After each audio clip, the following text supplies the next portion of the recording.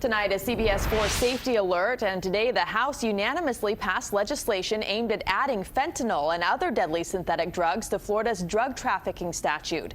We've shown you the effects of these deadly drugs in the past. CBS 4's Carey is live at Broward Health Medical Center in Fort Lauderdale with what this means for a potentially fatal problem. Carey.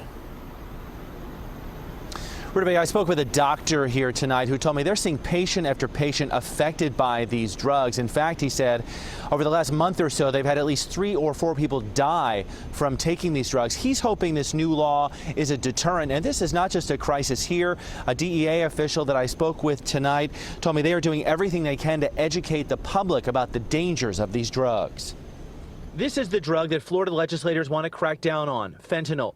Fentanyl is a powerful painkiller, much more powerful than morphine, and synthetic versions of the opioid are mainly manufactured in China and have entered the U.S. for the past few years and led to deaths and overdoses nationwide. The ER sees this all the time, so I think this is a step forward for the state to make it firm that this is a major issue and a major problem. Dr. Parham F. Carey is a big supporter of the bill passed by the Florida House of Representatives Thursday to add fentanyl to Florida's drug trafficking statute. The bill is also expected to pass the Florida Senate. It would allow law enforcement and prosecutors to seek stronger criminal punishment against people who sell these drugs in Florida, even adding felony murder charges in death cases. It's extremely dangerous. 2 milligrams of fentanyl is lethal. That's Justin Miller, Field Intelligence Manager for the Drug Enforcement Administration. He spoke at a discussion about fentanyl, heroin, and other dangerous opioids at Florida Atlantic University on Thursday. Is that we have new drugs that we've never even seen before. We have drugs going on the streets that our chemists have no idea what it is. Well, they've never seen it, put it that way.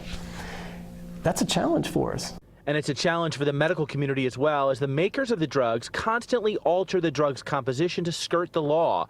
The Broward Medical Examiner's Office says over a 6-month period last year, this drug, Fentanyl, a drug used to sedate elephants, killed at least 53 people in the county.